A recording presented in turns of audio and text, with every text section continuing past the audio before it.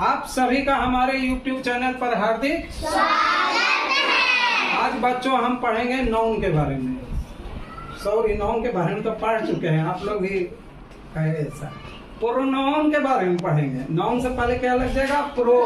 क्या हो जाएगा? प्रोनाउन, है ना। और हिंदी में इसको कहते हैं सर्वनाम। एक तरफ हिंदी लिख दिए हैं और एक तरफ इंग्लिश, ताकि बच्चों को समझने में सहूलियत हो।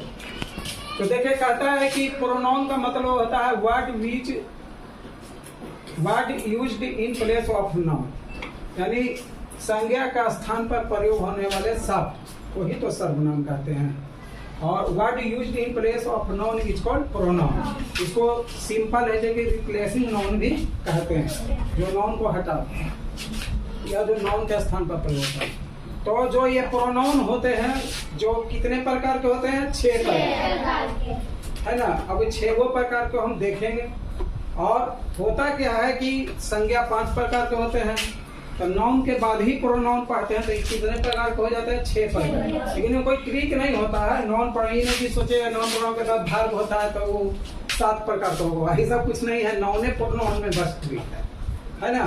5 से 6। लेकिन यहाँ ये समझिएगा कि हिंदी में तो 6 प्रकार के होते हैं, लेकिन इंग्लिश में 10 प्रकार के भी होते हैं, है ना। 4 उसमें और बढ़ जाते हैं, जो ऐसा ही सिंपल बढ़ जाते हैं, वो भी हम देख लेंगे साथ में कि 4 वो कौन होते हैं।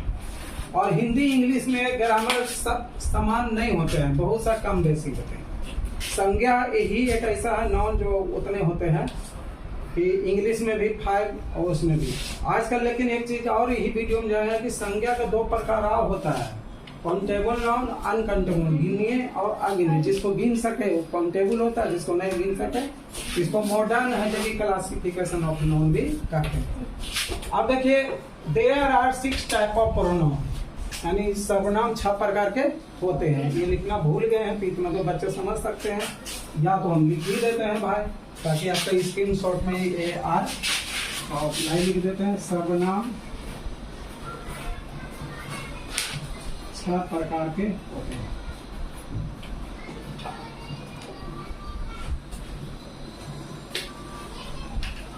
है ना। लेकिन यहीं पर बतला रहे हैं कि इंग्लिश में 10 प्रकार के भी हो सकते हैं, ठीक है।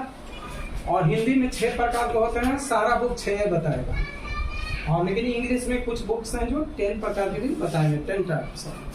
लेकिन जनरली 6 ही होते हैं, 6 ही लेके चलेंगे। पर्सनल प्रोनाउन, पर्सनल प्रोनाउन नाम से ही है कि वहाँ पर्सनल नाउन होता था व्यक्तिवाचक संज्ञा, तो यहाँ भी हो जाएगा पुरुषवाचक सर्वनाम या व्यक्तिवाचक भी सर्वनाम उसको कहा जाता है। कोई बुक में व्यक्तिवाचक भी सर्वनाम मिलेगा, उसमें हवाला नहीं है। तो कहता है a word used for person, personal के में पर्सन जो है जो कि जिस शब्द का प्रयोग किसी व्यक्ति के लिए होता है, उसी को हम लोग पर्सनल प्रोनाउन कहते हैं। लेकिन क्या होता है कि कुछ ऐसा होता है जिसमें खास करके जिसका प्रयोग एनिमल और किसी वस्तु के लिए भी, निर्जीव वस्तु के लिए भी किया जाता है, इसलिए यहाँ पर और एनिमल और एनीथिंग भी लिख दिया जाता है। तो जैसे I, we, you, he, she, it और दे, जो भी कि आपका पर्सन है, फर्स्ट पर्सन में आई भी होता है, सेकंड पर्सन में यू होता है, और थर्ड पर्सन में ही, सी, इट होता है, उसका पुलट दे होता है। तो यानी कि वही जितना जो पर्सन है वही पर्सनल है, पर्सने बन जाता है पर्सनल प्रोनाउन। कितना आसान ट्रिक है, याद रखेगा नहीं। लेकिन एगो ईट जो होता है ना, जो जल्दी व्यक्ति के लिए प्रयोग नहीं होता है, वो काफी छोटे छोटे जानवर के लिए, जैसे चींटी के लिए प्रयोग हो जाता है, और निर्जीव वस्तु के लिए ज्यादातर ही प्रयोग होता है ना। तो और ये एनिमल के लिए भी ईट होता है, जैसे गाय को 4 कान होते हैं तो ईट से शुरू होता है। ईट लीजिए काओ या दिस लीजिए काओ भी उसके लिए होता हुआ अलग बात है। तो पर्सनल प्रोनाउन समझ गए होंगे। जैसे यहाँ पर सोनू है, देखिए एक चीज है, अब इसके लिए अगर हम बोल रहे हैं he is a boy, Sonu नहीं बोल रहे हैं सोनू इज ए, बोल सकते थे Sonu is a boy, Sonu एक लड़का। लेकिन अगर हम ही बोल रहे हैं तो किसको रिप्लेस कर रहे हैं, किसके जगह पर ही लिख रहे हैं? सोनू के जगह पर, है ना। जैसे कि अगर हम लिखते हैं, बच्चे लोग ध्यान दीजिएगा कि सोनू इज ए बॉय या Sonu is a boy, Sonu एक लड़का है। लेकिन अगर इसी को ऐसे लिख रहे हैं ही इज ए बॉय, वह एक लड़का है, सोनू एक लड़का था ये, लेकिन आप बोल रहे हैं ही इज ए बॉय एक लड़का था। ही किसके लिए यूज किया? सोनू के जगह पर। तो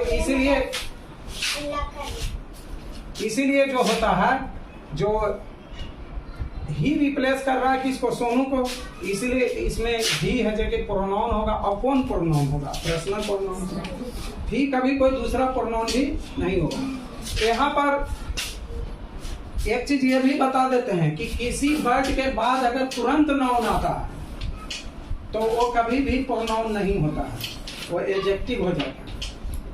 जैसे कि आगे इसको हम डिफाइन करेंगे, लेकिन एक चीज समझिए कि अगर कोई वर्ड है, इसके ठीक बाद एकदम ठीक तुरंत ले अगर कोई नाउन आ जाता है तो ये कभी प्रोनाउन नहीं होगा, ये फिर क्या चीज हो जाता है? एडजेक्टिव। ये बात भी ध्यान रखिएगा। अगर ये कोई वर्ड है इसके बाद तुरंत नाउन नहीं आ रहा तो ये क्या होता है? प्रोनाउन। इसको हम आगे भी आपको डिफाइन करेंगे, इसको आप दिमाग में रखिए, है ना। आगे की क्लास में या इसी क्लास में पकड़ने का एक तरीका। आप देखिए डिफिनिट प्रोनाउन, इसका एक दूसरा नाम होता है डिमोन्स्ट्रेटिव प्रोनाउन की। हिंदी में इसको कहते हैं निश्चयवाचक सर्वनाम। डिफिनिट मतलब कि कोई चीज डिफिनिट चीज का जो बोध कराता है ना, निश्चित चीज का। तो कहता है a word which show A definite object at A distance. कहता है कि जो शब्द निश्चित वस्तु का बोध कराते हैं उसे ही हम निश्चयवाचक सर्वनाम कहते हैं। A word which show A definite object at A distance is called definite pronoun, है ना। जैसे कि इसमें होता है जो दूरी को सूचित करते हैं, this, that, these, those, here, there, है ना। हिंदी में या हुआ ये सब वे सब। जैसे कि है दैट इज ए बुक, देखिए दैट इज ए बुक, तो क्या है? वह किताब नहीं, निश्चित बोल रहे हैं कि दैट इज बुक मतलब वहां पर किताब है तब तो दैट का प्रयोग कर रहे हैं। तो निश्चित यानी निश्चित किताब है तो इसके लिए क्या चीज प्रयोग? दैट का प्रयोग कर रहे हैं। दैट इज ए बुक, तो यहाँ दैट क्या हो गया? डिफिनिट प्रोनाउन हो गया। जैसे हिंदी में वह एक किताब है, वह एक किताब है, देखो वह एक, यानी वहाँ है निश्चित है तब प्रयोग किया जा रहा है। आगे होगा समझ में बच्चों? देखिए जो डिस्टर्बेंस ताकत है पाकिस्तान वाले वायरस, उनको इस रूम में मत घुसाया कि वो आपको पढ़ने नहीं दे। आगे देखिए है इनडिफिनिट, उसी का उल्टा। डिफिनिट का अपोजिट इनडिफिनिट, जो निश्चित वस्तु का ज्ञान नहीं करा। जैसे होता है somebody, none, anybody, है ना। जैसे कि जो सब निश्चित, जैसे कि कोई आया है, कौन आया है? जो कोई आता पता नहीं आया। अब यहाँ लिख देते हैं, लिखे नहीं थे, कोई आया है। अब कोई आके कह रहा है कि देखो ना जी समीर, कोई आया है। अब कौन आया है कोई पता नहीं, तो कोई डिफिनिट तो नहीं है भाई कि कौन आया, पता ही नहीं है भाई। तो वो क्या हो गया? निश्चयवाचक। या यहाँ लिख सकते हैं इंग्लिश में एनी बॉडी, चलिए somebody, none, anybody, any कोई आया है, anybody, something, something is better than nothing. कुछ नहीं से कुछ अच्छा है, कोई निश्चित तो नहीं है कि क्या अच्छा है। उसके बाद है ऑल, नथिंग, है ना। तो ये सब जो वर्ड होता है जो आपका क्या होता है? इनडिफिनिट होता है। अब जैसे वो लिखा है कि एक सेंटेंस है all are foolish, all are foolish, सभी मूर्ख हैं। सभी क्या है भाई? मूर्ख है। सभी मूर्ख है, कोई निश्चित, सभी मूर्ख है। कौन मूर्ख है जो कोई आता पता नहीं, सभी हैं, है कि नहीं? कोई निश्चित तो नहीं कि कौन मूर्ख है। हर्ष है कि है, कोई निश्चित नहीं है, लेकिन वो बोलते हैं नहीं हर्ष मूर्ख है, तो निश्चित हो गया भाई। तो हर्ष हो गया, वहां पर क्या हो गया? डिफिनिट हो गया। लेकिन है कि एक हो गया कि सभी मूर्ख है, कौन मूर्ख है पता नहीं, तो वो क्या हो गया? इंडिफिनिट। तो ये तीनों तो बहुत आसान था, समझ में आया होगा। तो आगे है जो कि हम 4, 5, 6 भी और इंग्लिश में 10 तक भी बताते हैं। हो सकता लड़का से गलती हो जाए इसे तो स्टॉप करा रहे हैं चौथा पांचवा के लिए। तो अगर आपको हमारा ये प्रयास अच्छा लगता है तो हमारे चैनल को सब्सक्राइब करें। और जो बच्चों यहाँ पर बैठे हुए हैं और हमें डिस्टर्ब करते हैं, तो वो समझ जाइए जो अभिभावक इस वीडियो को देख रहे हैं, अभिभावक भी कुछ होते हैं जो तैयारी करते हैं, कुछ अभिभावक के जो छोटे आपसे कुछ बड़े भाई हैं, छोटे कैसे बड़े रहेंगे, किन्हीं का मामा होते हैं, मामी होते हैं जो घर में रहते हैं, या किन्हीं का और भी संबंधित, वो ही जरूर समझते होंगे कि ग्रामर का क्या महत्व है। ये आपका साथ जीवन भर देगा। आप जो बुक्स में कहानी पढ़ते हो तो साथ छोड़ भी सकता है, लेकिन मैं ऐसा नहीं कहता। कुछ ऐसा कहानी होता है जो भी बहुत दूर है, जैसे खरगोश का कहानी है, एक वुड कटर का है इंग्लिश में, ऑनेस्ट वुड कटर, ये सब बहुत दूर तक कुछ कहानियाँ चलती हैं, लेकिन ये व्याकरण तो चलती ही चलती है। आप बूढ़े हो जाएंगे तो भी चलेंगे हर कंपटीशन। इसलिए बच्चों, ये आपके लिए बहुत महत्वपूर्ण है, इसको अच्छा से पढ़िए। इसको रात में आज 9 बजे जो मैं पढ़ाता हूँ, रात में 9 बजे लोड कर देता हूँ। आप इसको स्क्रीनशॉट ले लीजिएगा। जो बच्चे के मम्मी पापा नहीं देते उनको मैं बोल भी दूंगा कि आप दिखा दीजिए। तो अगर आपको हमारा ये प्रयास या बच्चों को अग्रेसिव करने का ये प्रयास अच्छा लगता है तो हमारे चैनल को सब्सक्राइब कर दीजिए। चलिए, धन्यवाद। चलिए देखिए, आपका YouTube पर दोबारा स्वागत है। अब है जो कि 1 2 3 टाइम पढ़ा लिए थे। इसके बाद है जो कि हम आगे है जो कि पढ़ाना शुरू करते हैं। 3 कौन पढ़ा लिए थे? पर्सनल प्रोनाउन, पुरुषवाचक सर्वनाम, डिफिनिट प्रोनाउन, निश्चयवाचक सर्वनाम, इंडेफिनिट प्रोनाउन, अनिश्चयवाचक। इसके बाद चौथा होता है रिलेटिव प्रोनाउन, संबंधवाचक सर्वनाम, रिफ्लेक्सिव प्रोनाउन, निजवाचक सर्वनाम, इंट्रोगेटिव प्रोनाउन, प्रश्नवाचक। इसमें तो कुछ बहुत आसान है, खास करके इंट्रोगेटिव। तो relative pronoun, what is used for joining और रिलेटिंग टू, कहता है जो बात है जो कि ज्वाइनिंग करने का काम करता है, जोड़ता है, और या तो उसी सेंटेंस में कोई दूसरा नाउन से संबंध दर्शाता है, उसी को बोलते हैं रिलेटिव। रिलेटिव मतलब ही होता है संबंधी, जैसे हु, दैट, हुम, हुज, ये सब जो होता है ज्वाइनिंग का प्रयोग होता है। देखिए इसमें हु जो है, जो इंट्रोगेटिव में भी होता है, तो उस पर निर्भर करता है। जैसे एक है Ram is a good boy, who is my brother, who is my brother, कहता राम एक अच्छा लड़का जो मेरा भाई है। तो यहाँ पर हु जो हो जाएगा क्या हो जाएगा? रिलेटिव। लेकिन ये वो है कि हु आर यू, तुम कौन हो, तो यहाँ प्रश्न का बोध रहा, वहाँ प्रश्न का बोध नहीं हो रहा, इसलिए वो क्या हो जाएगा? तो जब आप आगे बनाएंगे इसका एक्सरसाइज तो उसमें रहेगा कि आप चुन करके बताइए कि कौन प्रोनाउन है, तो वहाँ पर आपको ये बात समझना होगा, उसकी भी प्रैक्टिस हम करवाएंगे। तो देखिए जैसे the boy who is playing is my friend, तो लड़का जो खेल रहा हो मेरा भाई है, तो जो यहाँ पर क्या हो गया? रिलेशन बता रहा है, एक तो जोड़ भी रहा और ये जो नहीं लग रहा कि इसका लड़का से संबंध है ना। तो अगर ऐसा वर्ड हो तो उसका किसी न किसी अदर नाउन से संबंध होगा। इसके बाद है रिफ्लेक्सिव प्रोनाउन, निजवाचक सर्वनाम, what which action back to do या अपॉन, कहता है कि जो कोई काम कर रहा है वर्ड में, वो उसका परिणाम उसी पर हो जाए, वो जो कर रहा है उसका परिणाम उसी को हो जाए। जैसे कि आप मान लीजिए ढेला मार रहे हैं दीवार पर, मैं आप ही को आकर माथा में लग जाए, तो एक्शन आप ही पर ना हो गया। तो ऐसा वर्ड को बोलते हैं रिफ्लेक्सिव, यानी निजवाचक सर्वनाम। जैसे कि आई हर्ट माई सेल्फ, मैंने अपने आप को जख्मी करने गए थे तो उन्हें, और पड़ गया हम ही को सर पर। तो यहाँ पर जो हो गया माई सेल्फ, यानी अपने आप, जो हो गया निजवाचक यानी reflexive pronoun, myself, himself, ourself, themself, ये सब जिसके बाद में सेल्फ लग गया सब वो रिफ्लेक्सिव ही होता है ना। समझ गए? अभी इंट्रोगेटिव तो बहुत आसान है। What which after any question, शब्द जिससे कोई क्वेश्चन का बोध हो जाए। जैसे व्हाट इज योर नेम, आपका क्या नाम है, इसमें व्हाट जो हो गया आपका इंट्रोगेटिव प्रोनाउन हो गया, क्या, कौन, व्हाट, हो, जैसे आपका क्या नाम है, तो क्या नहीं हो गया। तो ये तो थोड़ा आसान है। तो यही 6 प्रकार के प्रोनाउन होते हैं। हिंदी में तो यही 6 होते हैं, इंग्लिश में कुछ बढ़ते हैं 4। कौन कौन बढ़ते हैं उसको भी हम आपको दर्शाते हैं। अगर हमारा वीडियो अभी तीसरा पार्ट में होगा तो एक ही साथ ज्वाइन करने कर रहे हैं कैमरामैन को, जो कि हमारे स्टूडेंट ही हैं, तो भारी भरकम हम लोग कैमरामैन नहीं रखे हैं।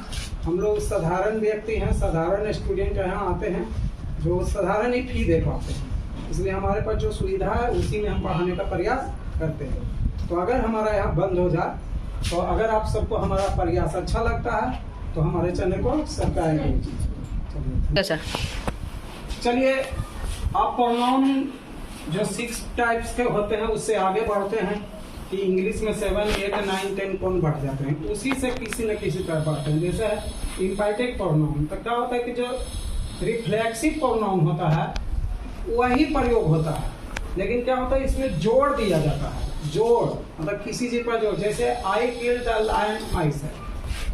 माई सेल्फ देखिए, जिसके अंदर सेल्फ लग जाता है लास्ट में, वही जगह रिफ्लेक्सिव होता है ना।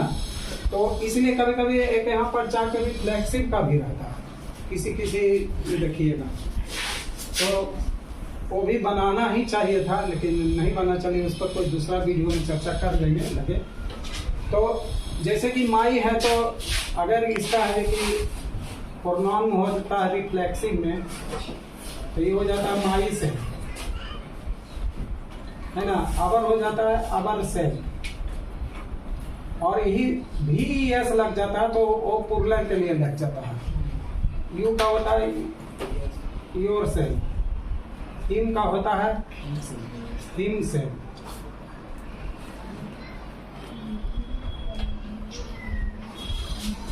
ठीक है, तो देखिए कि जिसके बाद में सेल्फ लगा हुआ है वो हमेशा रिफ्लेक्सिव होता है। इसलिए कहीं कहीं जो ये प्रकार के चार्ट है तो रिफ्लेक्सिव प्रोनाउन का बना दिया जाता है बच्चों के लिए अच्छा। और अगर किसी वर्ड में ये बोध हो रहा हो कि सेल्फ पूरा एकदम जोड़ देने के लिए लग रहा है, किसी को बताएंगे आई किल द गन, मैंने सेल्फ को स्वयं मारा, कोई जल्दी सेल्फ को मारता नहीं है, इतना बहादुर नहीं था, लेकिन नहीं बतला रहा है बार बार मैंने ही मारा, तो यहाँ पर माई सेल्फ होगा जो आपका रिफ्लेक्सिव प्रोनाउन है हो जाएगा। अगर क्वेश्चन रहे कि आपको रिफ्लेक्सिव भी अगर चूज करना था तो ठीक है, रिफ्लेक्सिव में लगा सकते हैं, लेकिन अगर ये दोनों रहे तो उस कंडीशन में आपको इसको ही लेना है, यानी कि इंडिकेट कर रहा है कि आपको 6 से आगे का प्रयोग करना है। Possessive pronoun, what we show possession, possession अधिकार, जो अधिकार को दर्शाता है। जैसे कि दिस बुक इज माइन, यह मेरा, यह किताब जो है मेरा, यह मेरा किताब, तो यहाँ पर यह किताब मेरी है, तो माइन जो है क्या अधिकार रखा है कि इस किताब पर मेरा है। लेकिन देखिए अब यहाँ पर समझिए दिस इज माई बुक जो होता है ये भी बोल रहा है कि मेरा ही किताब, लेकिन दोनों में फर्क क्या है। इसमें माई जो है जो कभी भी प्रोनाउन नहीं होगा, क्यों? इसीलिए नहीं होगा क्योंकि ठीक इस वर्ड के बाद क्या है, नाउन।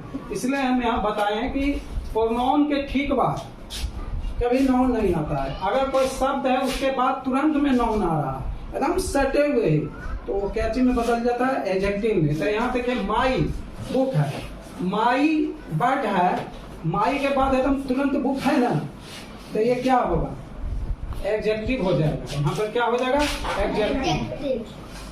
अब यहाँ देखिए दिस इज हिज का, तो हिज के ठीक बाद एक नाउन है का, तो ये भी क्या हो जाएगा, एडजेक्टिव। ये फर्क समझिए। लेकिन देखिए दिस कार इज हिज, अब हिज के बाद तो कोई नाउन नहीं है, तो ये क्या हो जाएगा, प्रोनाउन। क्या हो जाएगा, प्रोनाउन। उसी प्रकार से this book is mine, mine के बाद कोई नाउन है नहीं है, तो क्या हो जाएगी, ये प्रोनाउन। ये बात को दिमाग में रखिएगा।